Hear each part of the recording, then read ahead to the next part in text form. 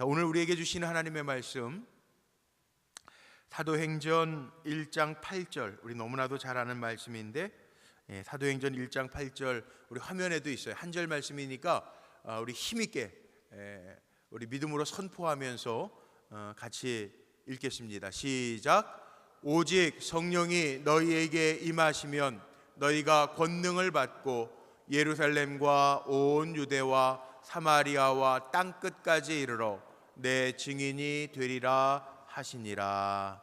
아멘. 아멘. 이 말씀 가지고 우리 베트남 선교사님이신 이광열 목사님 나오셔서 땅끝 선교라고 하는 제목으로 귀한 말씀 전해주실 때 큰 은혜와 도전이 되시기를 간절히 소망합니다.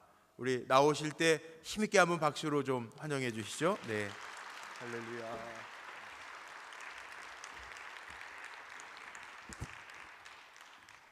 시작하면서 박수를 받기는 또 처음인 것 같습니다. 감사합니다. 오늘 우리가 함께 나눈 사도행전 1장 8절 말씀, 너무나 잘 아는 말씀이고 또 우리가 잘 알아야 하고 아는 데서 그치지 않고 또 우리가 잘 실천해야 하는 말씀입니다. 예수님이 우리에게 주신 유언과도 같은 말씀이죠. 오직 성령이 너에게 임하시면 너희가 권능을 받고, 그리고 예루살렘과 온 유대와 사마리아 땅 끝까지 이르러 내 증인이 되리라. 저는 이 말씀을 계속 읽으면서 요즘 이렇게 읽습니다. 우리가 성령을 받고 땅 끝까지 가야 되는구나, 이런 느낌을 많이 받습니다.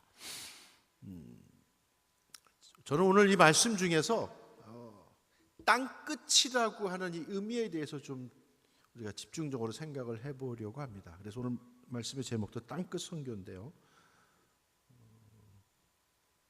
PPT. 자, 땅끝이라고 하는 말을 들으면 여러분 어떤 느낌이 이렇게 연상되시나요? 제가 이제 제 나름대로 느끼는 건 낯설다, 두렵다, 외롭다, 힘들다, 이런 느낌들이 있는데 여러분들은 어떤 느낌들이 있어요? 땅끝이다. 우리가 땅끝에 간다. 멀다. 그렇죠. 멀죠. 예. 멀어요. 땅끝 하면 멀다고 하는 느낌이 있습니다. 2월 달에 여러분이 가시는 그 마을도 사실은 베트남이 굉장히 길어요. 한 3,000km 되는데요. 육지에서 땅끝입니다. 우리로 같은 해남 같은 아주 땅끝에 있는 마을인데 다른 이제 지역에 비해서 가난하고 좀 어렵고 힘든 그런 지역입니다. 멀어요. 또 어떤 느낌이 있으신가요?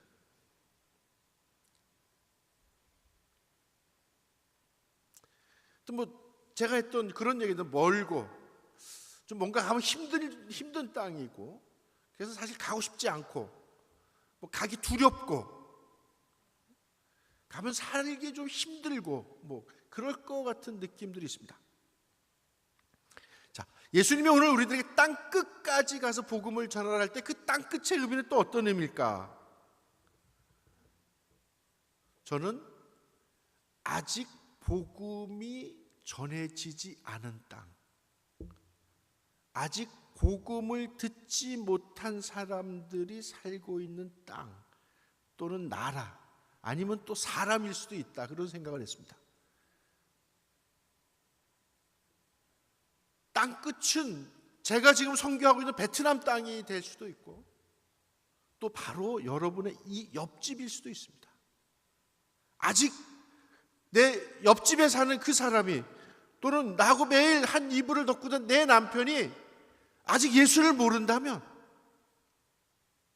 아직 그리스도의 복음을 듣지 못했다면, 예수 그리스도를 아직 구주로 영접하지 아니했다면 바로 그 사람의 그곳이, 그 땅이 땅끝이라고 하는 얘기입니다. 예수님은 우리들에게 말씀하셨습니다. 땅 끝까지 가라 그랬어요.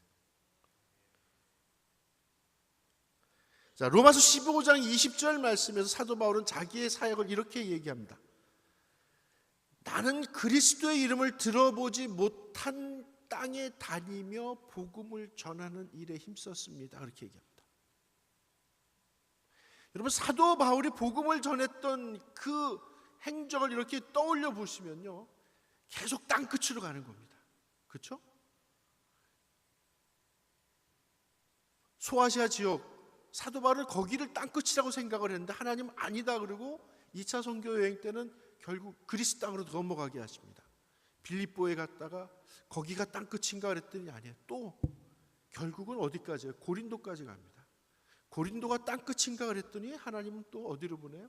로마까지 가게 하시고, 결국 사도 바울의 마음속에는 그 당시에 그 사람들이 생각할 때 진짜 땅끝, 여기가 가면 진짜 이 세상의 끝이다라고 했던 스페인까지 복음을 전하려고 하는 그런 선교의 비전을 품었습니다.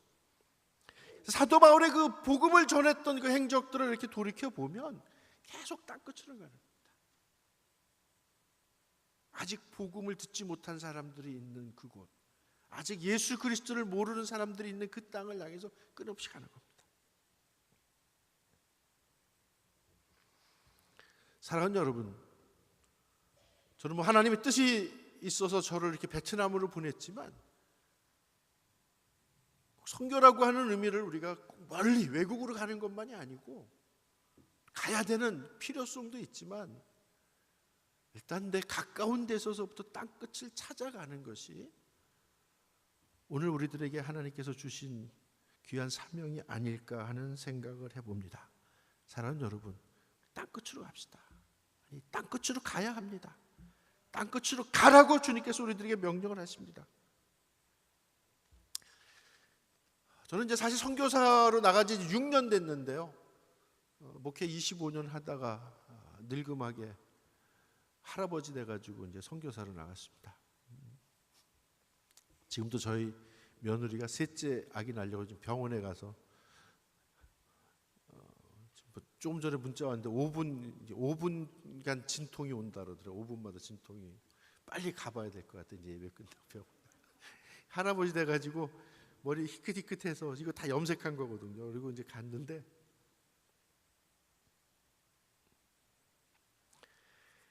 제가 이제 가면서 제 어떤 선교의 모델로 삼은 게 사도 바울입니다.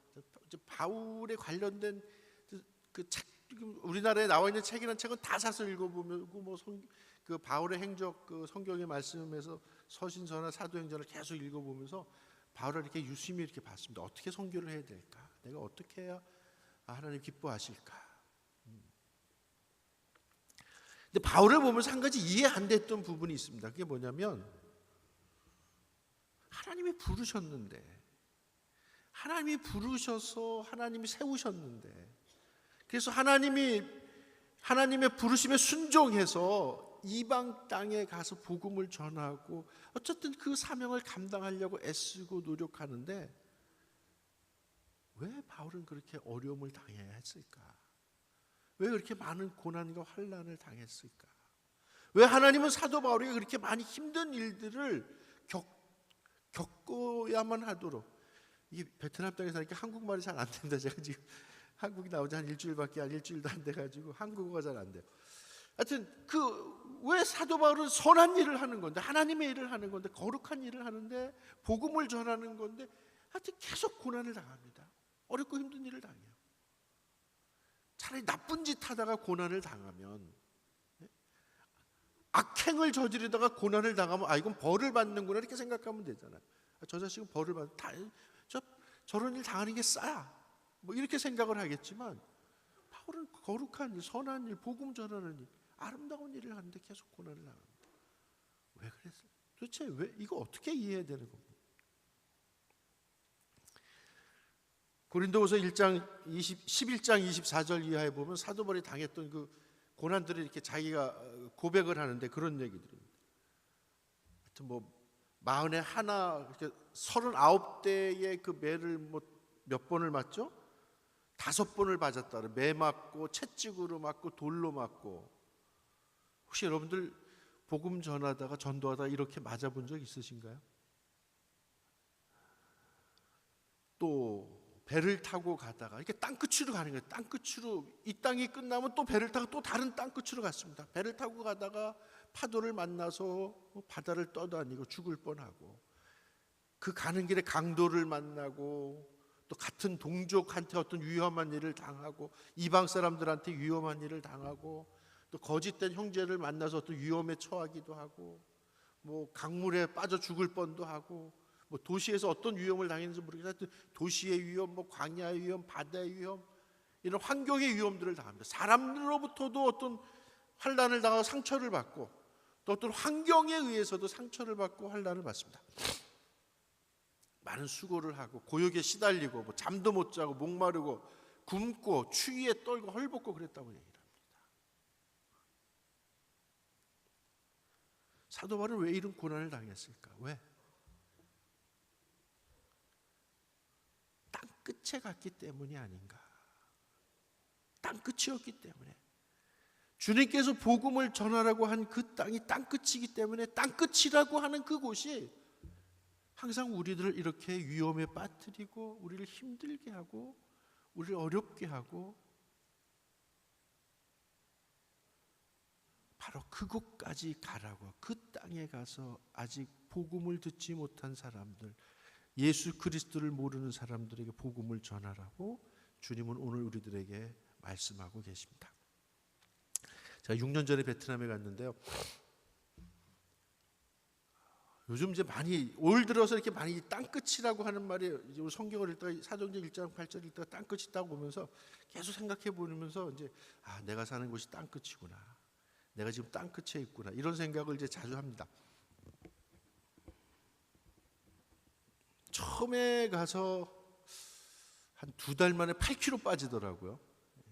그러니까 이제 지금 우리가 읽었던 고린도후서 11장 말씀에 대비해서 이렇게 나를 생각해 봤는데, 한 8kg가 빠졌습니다. 공성원 목사님도 살 빼시느라고 보니까 요즘 노력하시는데, 우리 같은 체질이 이 2달 만에 8kg 빠진다는 거는 이게 사실 상상하기 힘든 일이거든요. 근데 그때는 먹으면 싸고, 먹으면 화장실 달려고, 먹으면 하루에 7, 8번도 가고 그랬어요. 계속. 그래서 나중에 병원을 갔더니 의사분이 하는 말이, 한국 사람하고 베트남 사람이 대장균 숫자가 달라서 그렇다는 거야. 그러니까 좀 견디고 잘 적응하라는 얘기입니다. 그러니까 그때는 가서 뭐 집도 얻지 못하고 그래서 매일 나가서 사 먹었거든요. 또 이제 돈도 없고, 그러니까 맨날 베트남 오시면 아시지만 길거리에 가면 싸요, 음식들이. 500원, 1,000원 주면 한 끼를 먹을 수 있습니다. 뭐 국수나 밥이나. 근데 지금 돌이켜 보면, 도대체 저 500원, 1,000원짜리 저 음식을 어떤 물로 만들었을까? 이렇게 문제는 물이었던 것 같아요. 그래서 저희는 집에서도 이제 요즘은 이제 뭐 정수기 놓고 이렇게 다 이렇게 정수해서 먹지만, 그냥 막 뭐 이렇게 그게 제대로 정수되지도 않은 물들만, 이제 더러운 그릇들, 뭐 이런 것들로 이제 계속 먹다 보니까 계속 이제 장염이 있었던 겁니다. 그래서 계속 싸니까 8kg 빠지더라고요.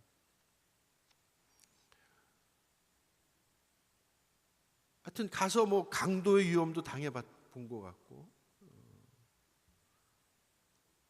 저희가 이제 지난 2월에 그 이제 선교센터를 오픈을 했습니다. 우리 불꽃교회에서도 헌금을 해주셨는데 감사드립니다. 그 선교센터 오픈 감사 예배를 드리는 날 강도를 만났어요. 남자분하고 여자분 둘이 아침에 오더니 자기네들이 이번 주 토요일 날 여기서 40명 친구를 초대해서 파티를 하겠다는 거예요. 그래서 이게 하나님께서 또 선물로 이렇게 손님을 보내주시는구나, 잘 되겠다, 이렇게 생각을 했습니다. 그냥 한참 하여튼 정신 사납게 하고 한 10분 있다 갔어요. 가고 난 다음에 보니까 제 백이 없어지고,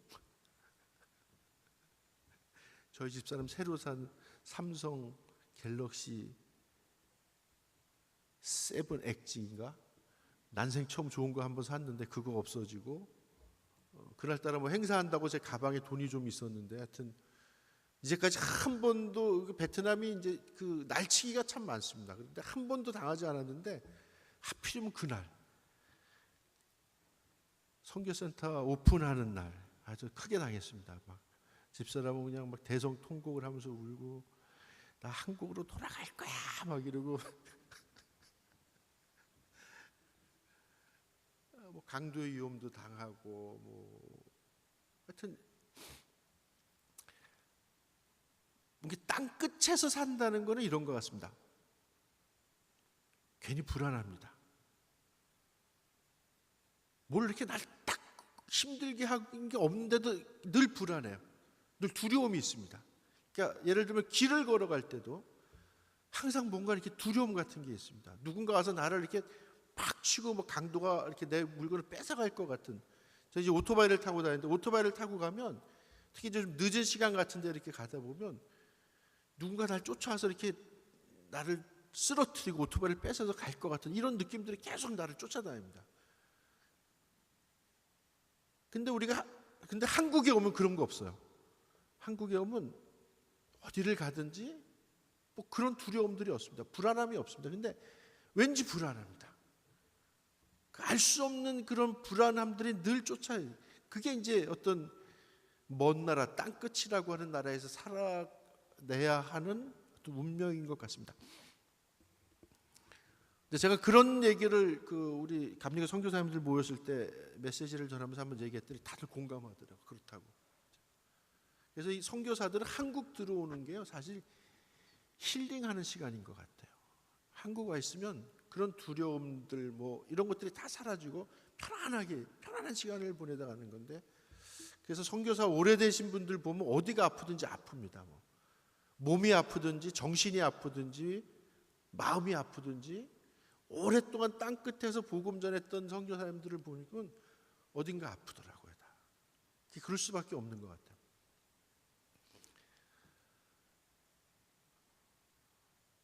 하여튼 생각해 보면 땅 끝에서 살다 보면 별의별 일을 다 당하는 것 같습니다.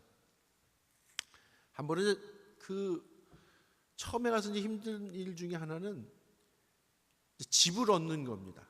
한국에서 이렇게 목사는 뭐 집 얻는 거 생각 안 하고 살잖아요. 교회 사택에서 살고 늘 그러니까. 근데 거기 가면 집을 얻어야 되는데요. 집 얻는 게 전쟁 같습니다. 우리 마음에 드는 집을 일단 찾기가 쉽지 않습니다. 거기다가 호치민이 집값이 비싸니까 계속 집주인하고 전쟁을 합니다. 좀 깎아줘라, 뭐 해줘라.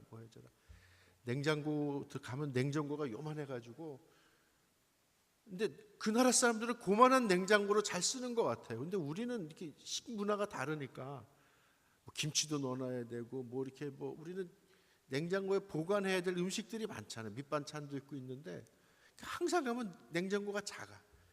그리고 항상 냉장고가 이게 오래돼가지고 성능이 떨어져. 그래서 맨날 집주인들하고 이제 실갱이하고 막 이러고 사는데요. 한 번은 그 중에 좀 괜찮은 집이었습니다. 뭐 냉장고도 그렇고 집안의 그 시설들이 좋았어요.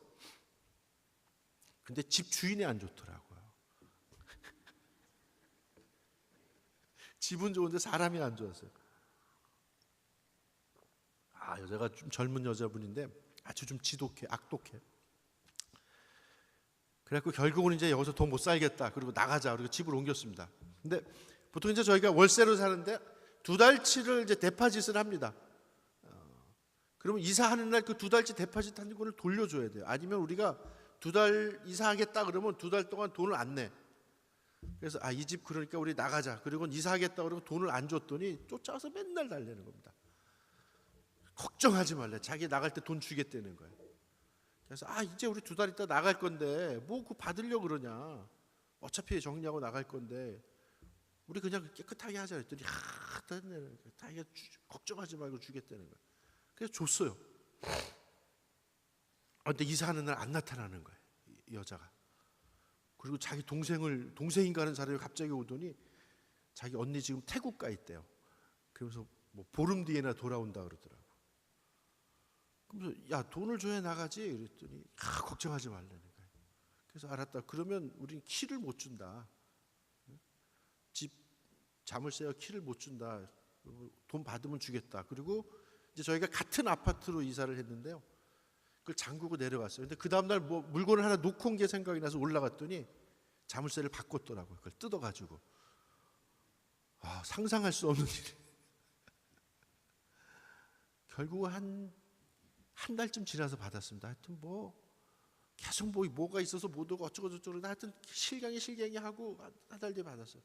새로 이사간 집은 냉장고가 안 좋아갖고 또 갔는데 갑자기 저녁에 그 하수관이 터져갖고 거실이 다 정리 다 해놨는데 싱크대를 정리 다 해놨는데 물바다가 되고 또 뭐 그 다음 날은 냉장고가 뭐 이상해져 갖고 그리고 하여튼 집주인하고도 계속 그런 나날이어 갖고 야, 우리가 좋은 일 하러 왔는데 선한 일 하러 왔는데 왜 이렇게 힘드냐 막 이러고 이제 그러고 있을 때였습니다.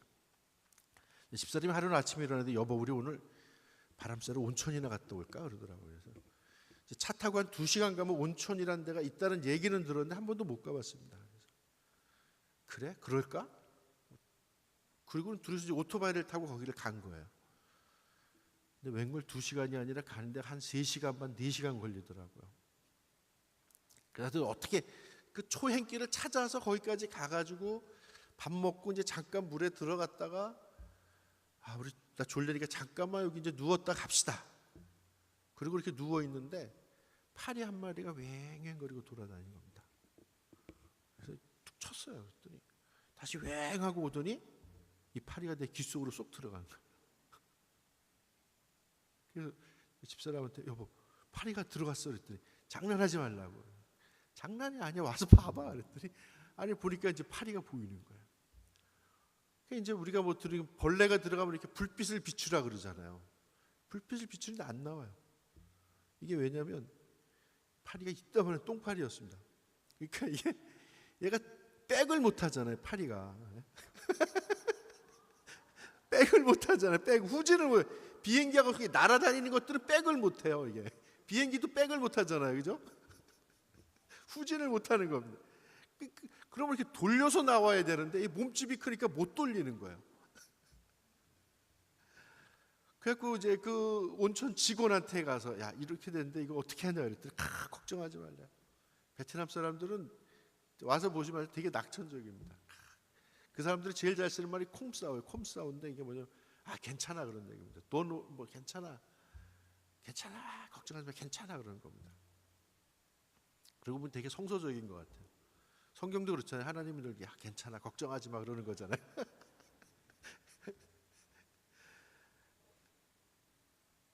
그러더니 이따만한 핀셋을 들고 왔어요.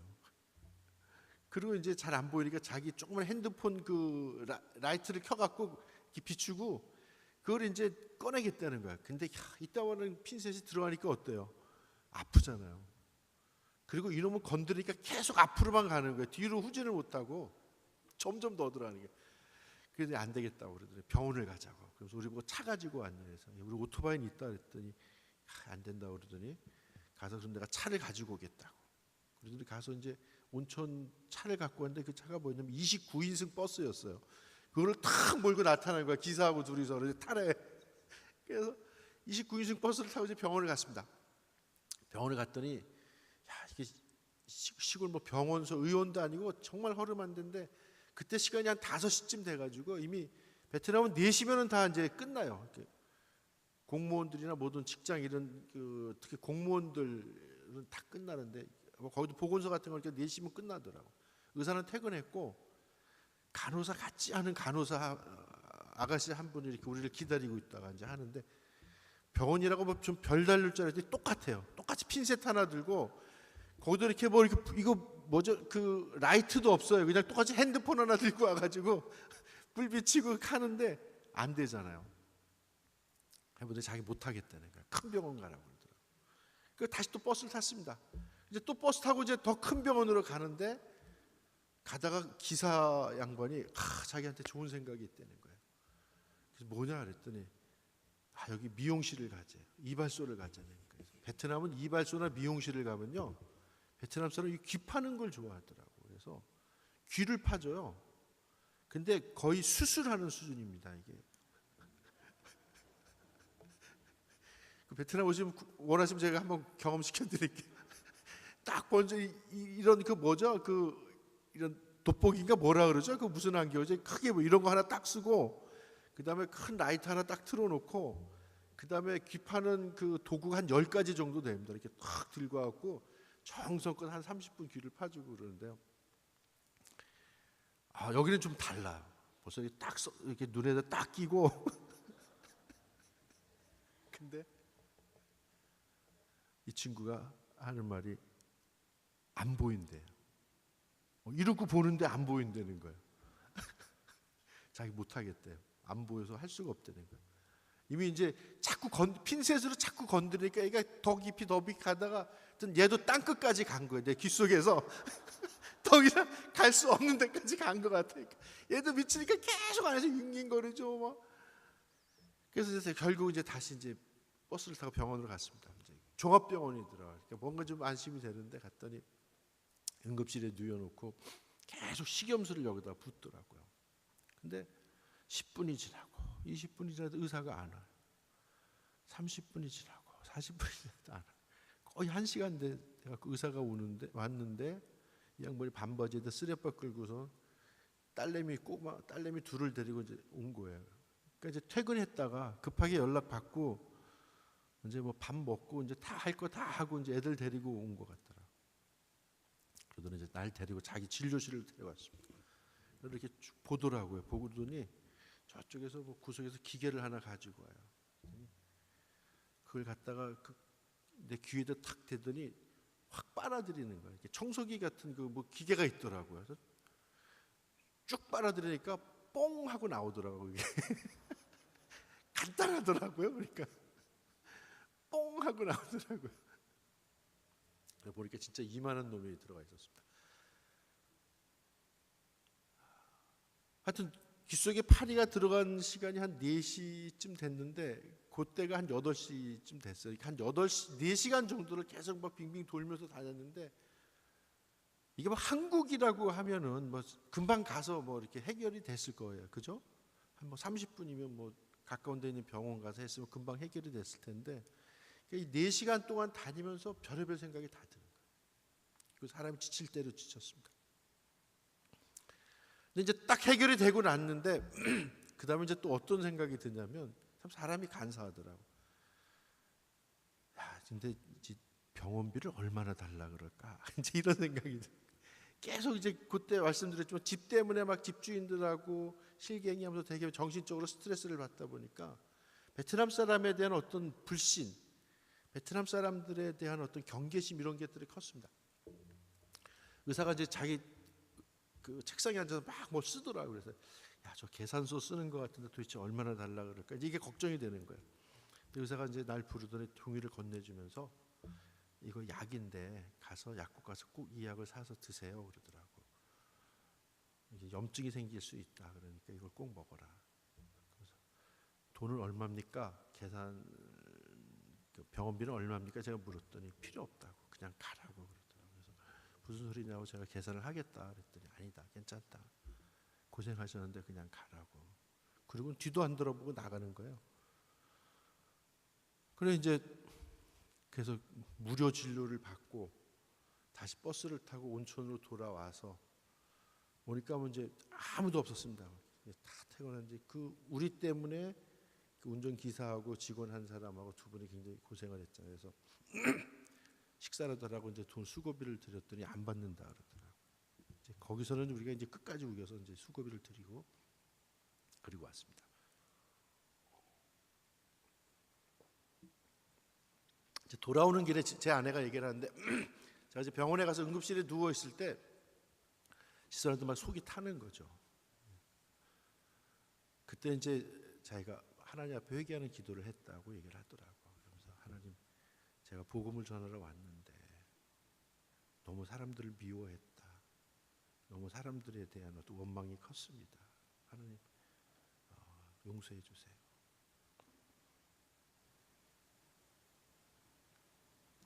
하여튼 뭐 그러고 살아가는 세상이 땅끝인 것 같습니다. 뭐 땅끝에서 겪어냈던 이야기들을 하려면은 뭐 밤새도록 해야 될 것 같아서 뭐 여기쯤에서 마무리를 하고요. 그런 것 같습니다. 땅끝이라고 하는 동네는 정들만 하면 정 떨어지는 사건들이 일어나는 곳인 것 같습니다.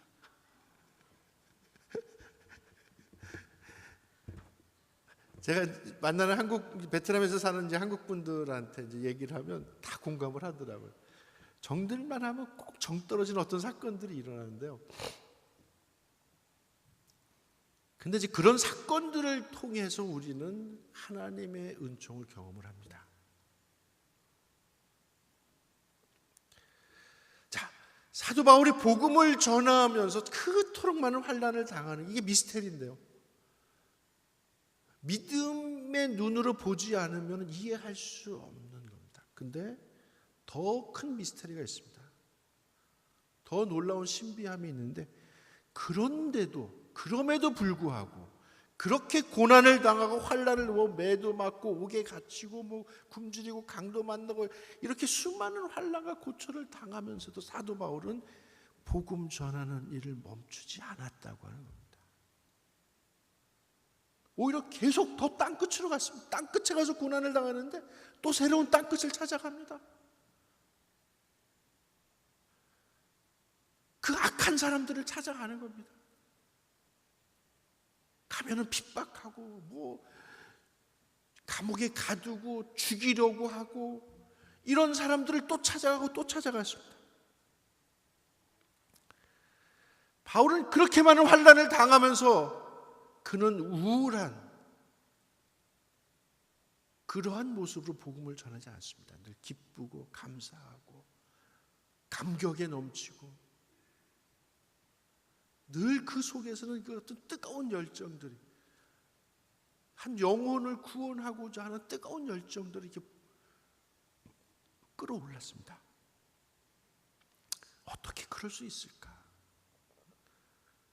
어떻게 그럴 수 있을까? 고린도후서 1장 4절에서 사도 바울은 이렇게 고백을 합니다. 하나님은 온갖, 다 같이 한번 읽어보실까요? 시작.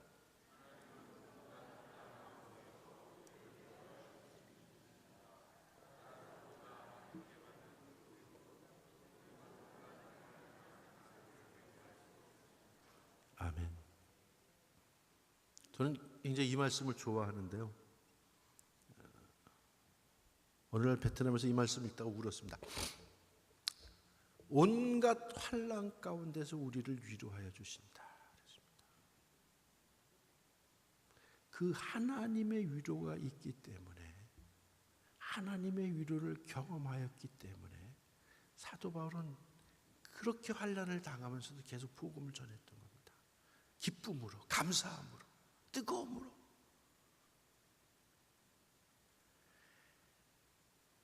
내가 받는 환난보다도 하나님이 주시는 위로가 더 큰 거죠.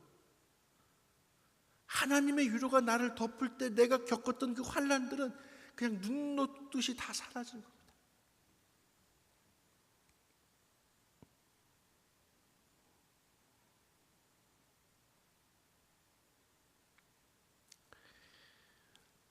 한번 저 인천에 있는 노년교회 청년들이 베트남에 왔었는데요.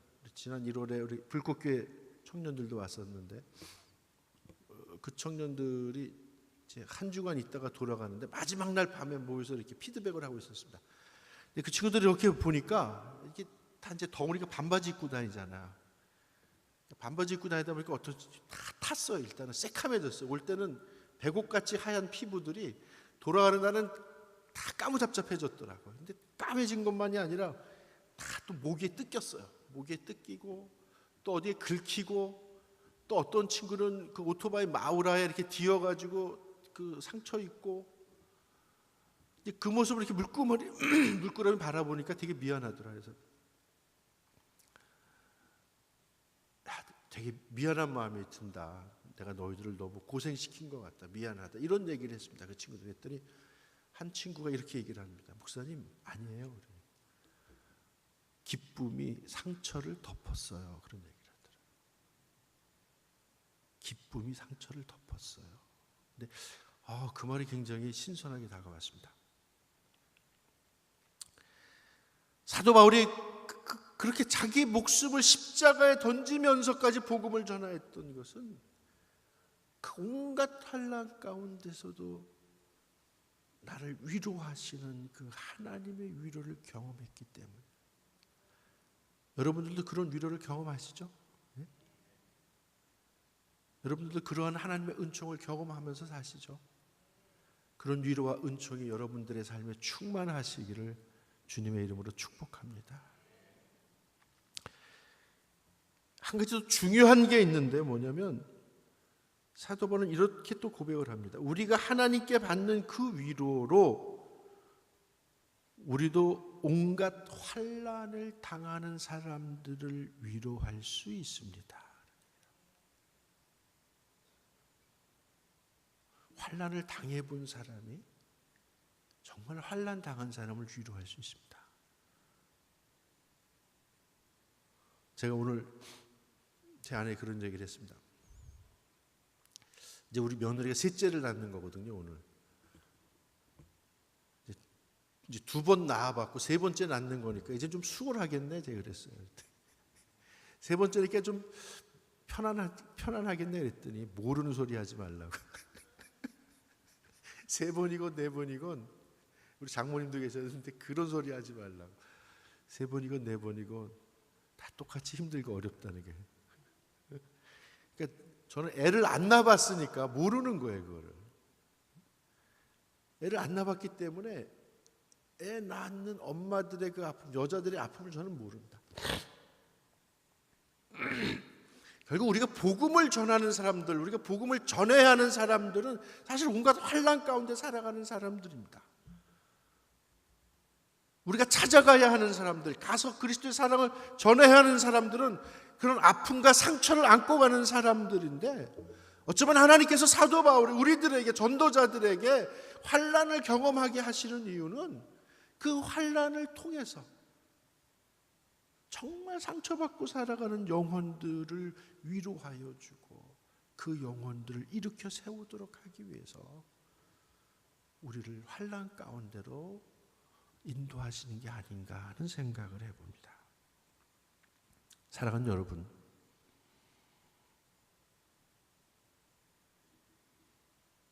주일날은 뭐 이 자리가 가득 차겠지만 어쨌든 빈자리가 많이, 새로운 성전을 건축하고 빈자리가 많은 것 같은데 이 자리로 상처받은 영혼들을 여러분들이 전도하시고 가득가득 채워가시기를 주님의 이름으로 축복합니다.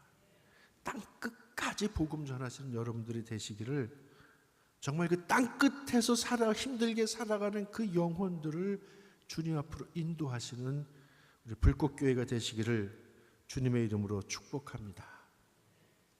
잠깐 동영상 하나 보도록 하겠습니다.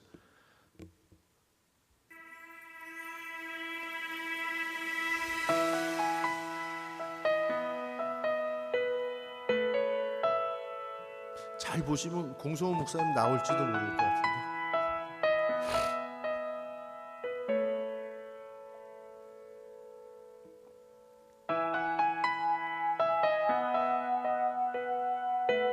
베트남에 오시면 제일 놀라는 게 오토바이 보고 놀라세요. 첫째,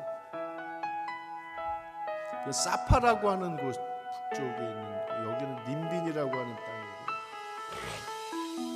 여기는 호이안입니다. 호이안. 커피 열매 따는 거고,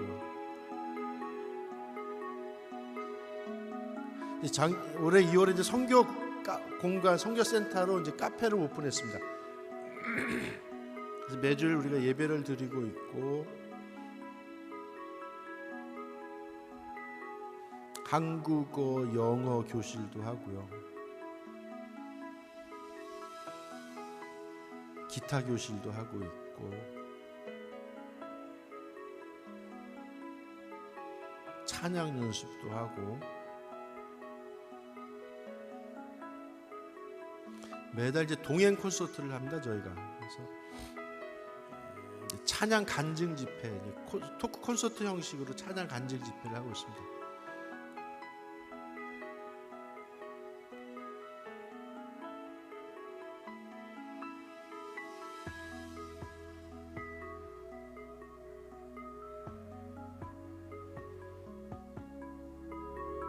이 진아라고 하는 친구는 베트남 진짜 가수인데요. 보통 때는 이제 우리 청년들을 이렇게 하고, 하나님 또 좋은 가수도 보내주시더라고요. 하다 보니까. 그리고 이제 저희가 그 3월부터 그 기숙사를 운영하고 있습니다. 지금 현재 한 20명이 모여서 생활을 하고요.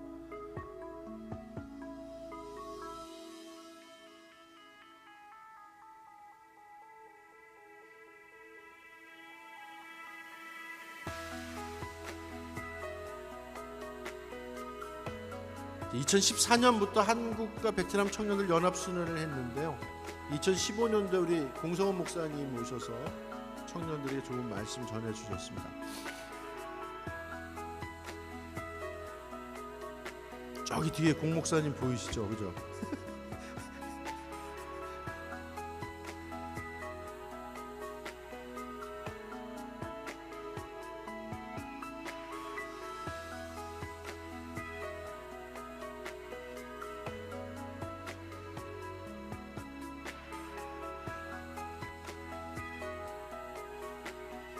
이제 올해는 그 아시안 청년 연합 캠프 그래서요. 한국, 베트남, 필리핀, 네팔, 캄보디아 5개 나라 청년들 120명이 모여서 수료를 했고, 내년에는 이제 두 번째로 서울, 한국에서 아시안 청년 캠프를 좀 하려고 예정하고 있습니다.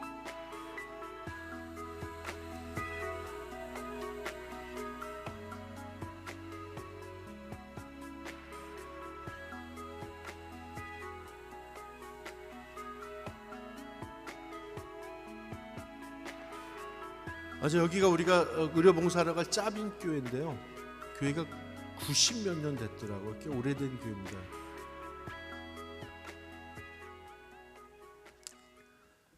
자, 뭐 대략적으로 이제 제가 하는 사역에 대해서 보여드렸는데요.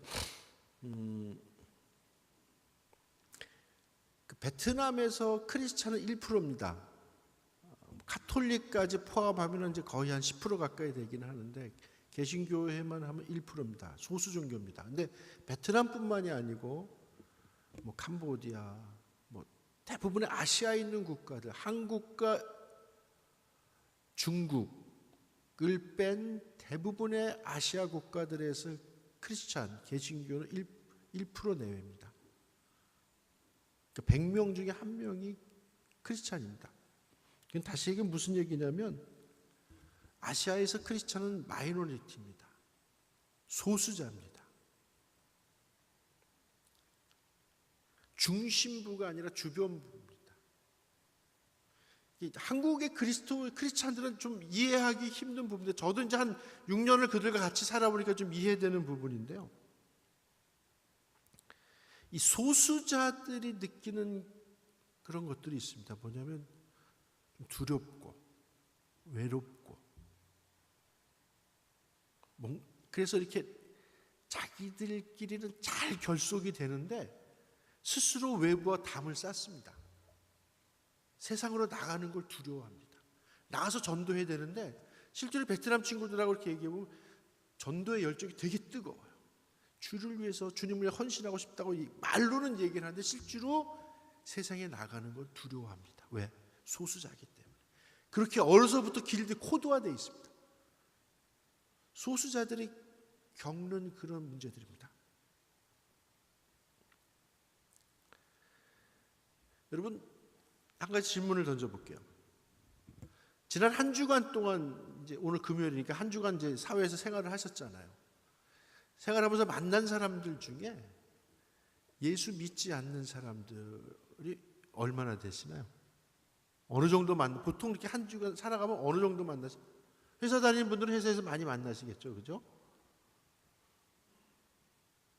우리 저기 장로님, 선교부 부장이신 장로님은 한번 지난 한 주간 동안 만난 사람들 중에 크리스찬이 아닌 사람들이 얼마나 되는 것 같아요?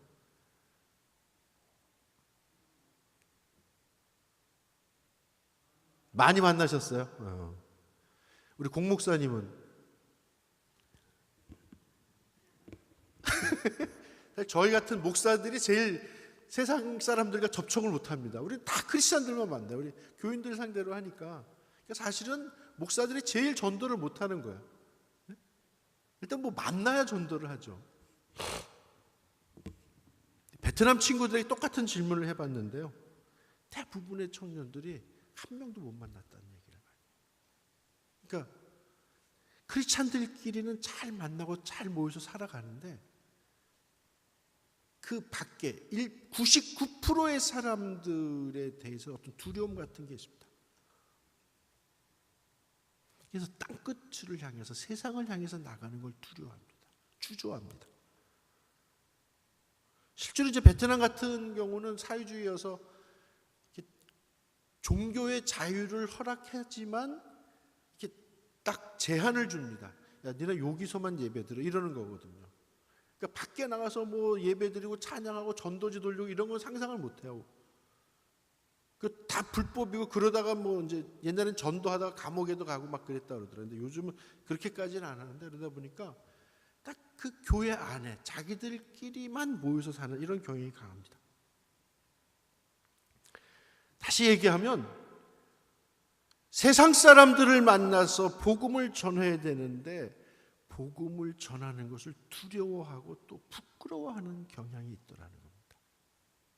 그게 우리 안에도 있습니다. 로마서 1장 16절 말씀 마지막으로 함께 보겠습니다. 다 같이 읽겠습니다.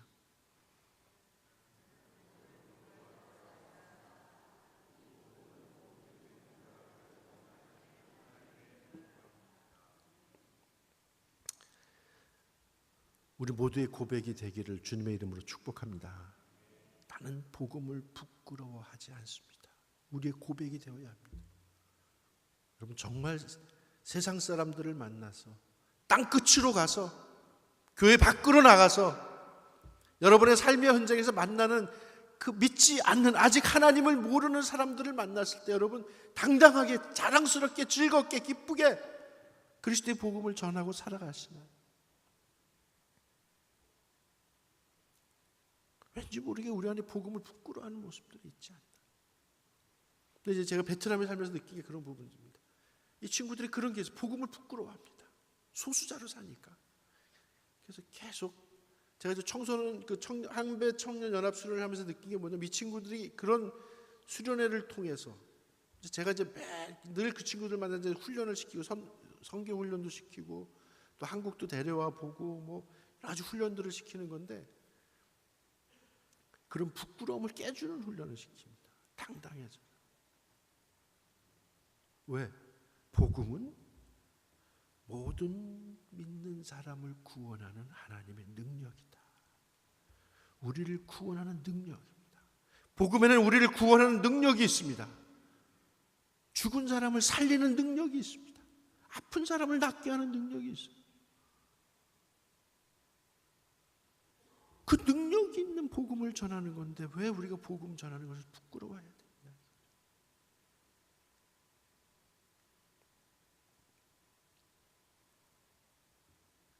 사랑하는 여러분, 내년 2월에 베트남에 오시는 걸 진심으로 환영합니다. 그리고 감사합니다.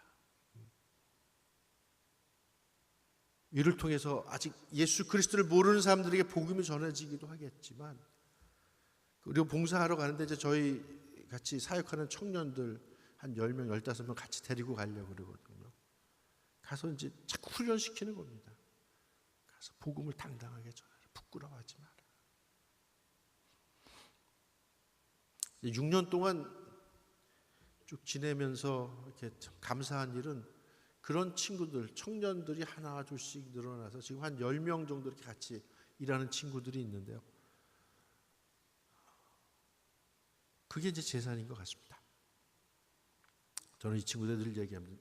너희들이 해라. 너희들이 선교해라. 나는 옆에서 너희들 도와줄게. 너희들이 직접 나서서 해라. 그래서 이제 올해부터는 이제 이 친구들이 주체적으로 이제 나가서 선교하고 활동하고 이러도록 제가 열심히 자꾸 하는데요. 사랑하는 여러분, 여러분의 계속 이 베트남 땅 끝을 위해서 기도해 주시기를 간절히 부탁을 드립니다. 베트남은 땅 끝입니다. 한국도 땅 끝이 있지만 베트남은 정말 100명 중에 99명이 땅 끝입니다. 그 땅 끝에서 복음을 전하는 사람들이 겪는 아픔들이 있습니다. 그래서 저는 자꾸 이제 한국 교회와 베트남 교회를 만나게 하는 게, 한국 교회를 만나서 좀 힘을 얻고 격려받고, 혼자가 아니다, 함께 기도하는 사람이 있다고 하는 게 굉장히 큰 힘이 되더라고요. 베트남에 와주신 걸 진심으로 감사를 드리고, 또 여러분 오지 않는 분들도 베트남을 마음에 품고 계속 기도해 주시기를 주님의 이름으로 간곡히 부탁을 드립니다.